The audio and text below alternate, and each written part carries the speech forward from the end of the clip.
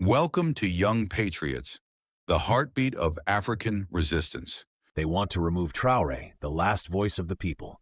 But why? Watch closely. Please head to the comments and tell us, should Africa stay silent or rise? The question I ask you is, why are you scared of calling this criminal a criminal? Why are you scared of calling a military coup plotting bandit, Ibrahim Traoré, a criminal? Now, there are reasons why you are finding it difficult to do that. And I'll prove to you that Ibrahim Traoré is not the problem. The criminals we have in West Africa, either they are civilians or they are wearing military uniform, they are not the problem. It is the dishonest you. You listening to me now, you are our problem. You have grown into a kind of human beings that are producing bandits in civilian clothes democratically and in military uniform. All of them entertainers. There are some crimes that are very clear.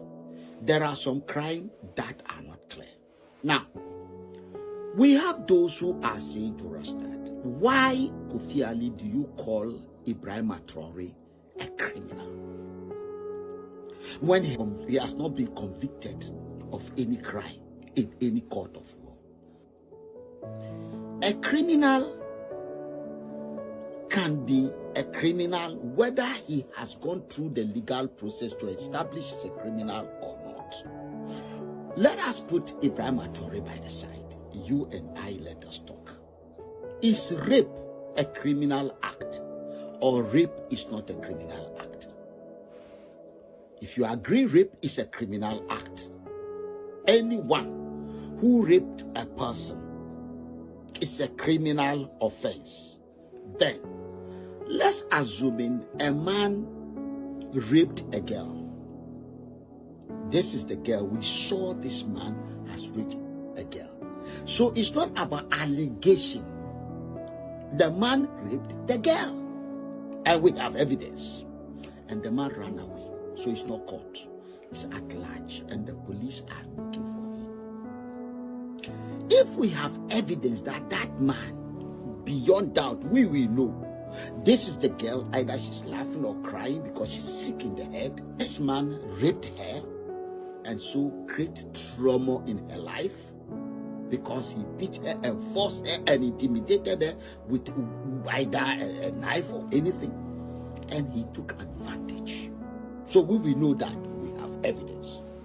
But the man has not been arrested, he's at large. Is the man a criminal or is not a criminal? As far as we are concerned, because of the act the man is involved in, the man has committed a crime. As far as we are concerned, but we are not the police. The police is the one looking for the man. Then the man was at large. If he's innocent until proven guilty, why are the police looking for him? Because they want to take him to face justice, to be proven guilty or not. When the police arrest him, eventually, what the police are looking for is a potential criminal. So it's a criminal because they have the evidence. This is the girl, this is the evidence. Then, when they catch the person, do you think the police will be playing with him? They will arrest him and restrain him. Will the police put handcuffs on the man? Yes. When they take him to the police station, will they lock him up so that he will not escape again? Yes. But he has not been proven guilty. We have evidence. They went after him, caught him, restrained him, took him to the police station, locked him up, still innocent. Then they now rein him before a judge, still restrained with police, until the judge decide whether indeed he is the person who committed the crime, and indeed the crime was committed or not. At this point in time, the judge can say, from the evidence before me, this man didn't commit any crime. He can go. We can have our opinion as we like. Or the judge can say, this man has committed a crime, so he's going for 7 or 14 years. Is he guilty all along? As far as we are concerned, he is guilty. And exactly if you analyze Captain Traoré in this sense, there is a crime committed. What Captain Traoré did was that there was a law and there is a process of changing the law.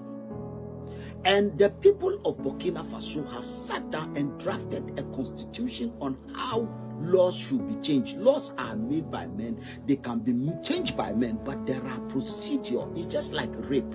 You can sleep with a woman, but there is a procedure to do it. If you violate the procedure that is laid down, then you have committed a crime. That is the difference. The procedure says, anyone who wants to be the head of government officially of a legal entity called Burkina Faso, and the people of that legal entity who are legal entities themselves must do so lawfully.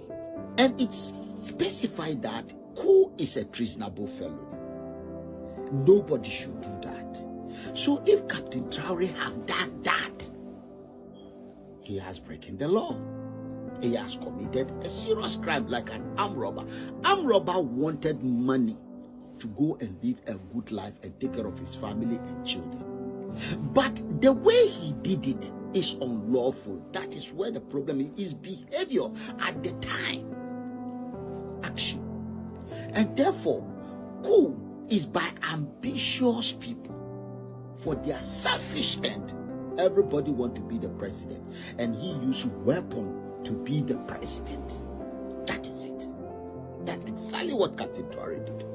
Then he arrested the people who are giving the mandate of the people to do it, whether they are going to dig a pit or not.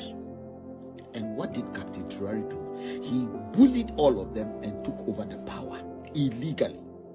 And what Captain Traoré then did was to suspend the constitution, and it became a law unto himself with his gangsters.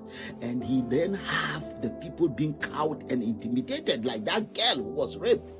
Then he now say the constitution is suspended. So he is now using martial law because he's a military officer. A civilian dare not do that. When they do that, we will call them terrorists. Then Captain Traoré, for his selfish, greedy ambition, he's the only one who knows what is good for Burkina Faso, decided, he said, anybody who do attempt a coup like Rawlings, he catch them and unalive them. That means not only the constitution that was there before Ibrahim Traoré did this coup, the constitution is still alive. That is why Ibrahim Traoré is unaliving and killing people for staging coups.